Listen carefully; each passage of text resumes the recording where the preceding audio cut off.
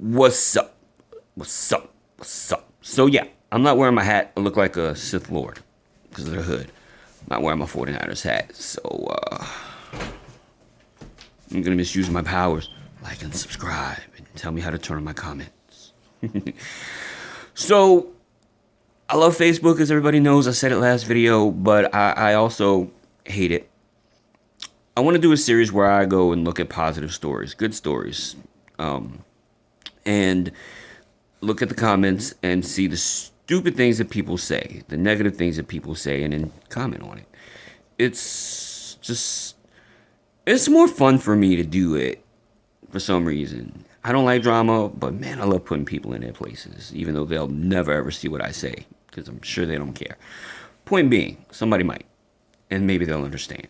So the first story that I want to talk about might be the second, because I think I did one last. Yeah, I did one in the last video, I think. Or did I? I don't remember. Who cares? So is President Biden said that once his administration is done curing the coronavirus, which we all know that he means doctors. He's just talking about while he's, sitting president. But he said once coronavirus is taken care of, he'd like to tackle cancer.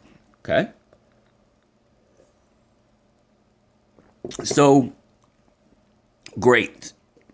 Now, of course, there are people who are saying negative things. First of all, like one guy said, well, you don't have a magic wand, magic stick. He said a magic stick. You don't have a magic stick to be able to cure cancer, so I don't see how that's possible. Well, I'm going to call you moron. Moron? It's called medicine. And Biden is not in charge of this. Doctors are. Oncologists, many, many different specialists are in charge of this. So, and it does not take a genius, nor does it take a doctor to understand that historically many diseases have been cured, many diseases have been obliterated. So it is possible. Now, cancer is a tricky one because there are so many different types and so many different factors. Okay, great. But let's say that Biden does go after trying to cure cancer. What is that going to mean? Well, it doesn't mean that he's necessarily going to go get his hands dirty. In fact, he's not.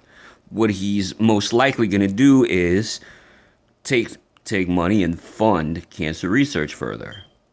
Put more money into it. There are some people who actually believe that the cure for cancer does exist, and that big pharma just is slowing it down to a crawl, making sure that they have to keep going for chemo, make more money. I don't like conspiracy theories, but I think that one's kind of weird. But I do know a few things. First of all, when it comes down to the HIV virus, Magic Johnson stated they had him, 1992, 94? A long time ago. He's still alive and he's very much healthy. So medicine does work. The medical field has made great leaps, bounds, and strides in diseases and viruses and, all that stuff. So is it possible? Yeah, anything's possible. We already have treatments for cancer, just not really good enough to cure it completely. There are some people who are in remission. There are some people whose cancer is going away because of surgery and all that other stuff. So yeah, it is possible. So don't be so damn negative and stop thinking of science as magic, because science is not magic. It's just magical. The second that I want to talk about is this one person who was talking about, the president does not want to protect the most innocent of us. So how can he save the rest of us? Let me first say that I disagree with abortion.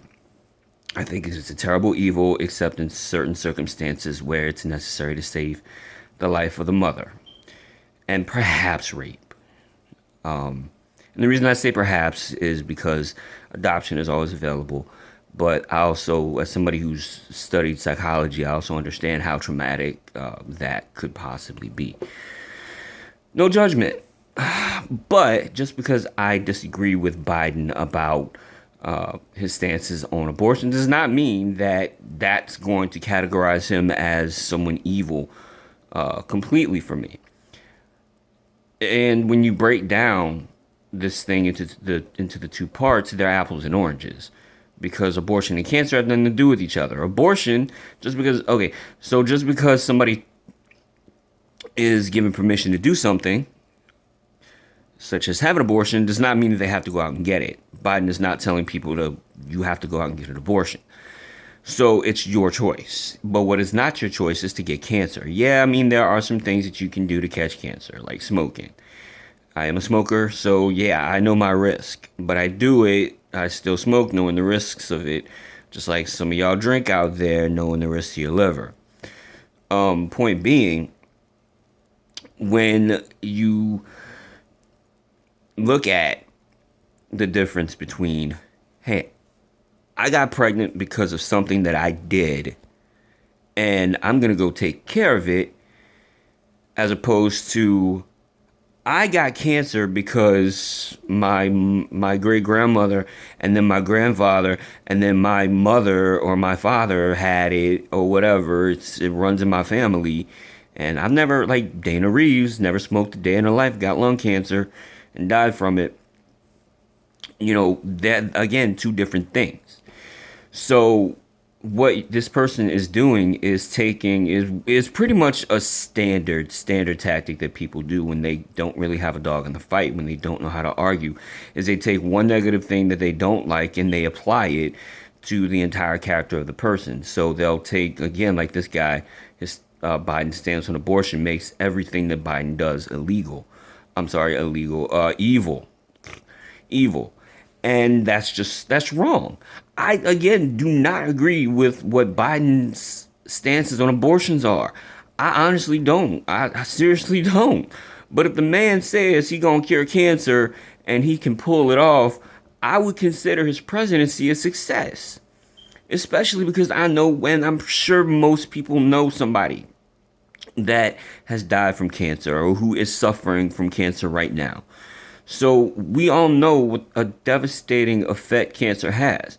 We all know what it does to the body. We all know how painful it is. So if President Biden can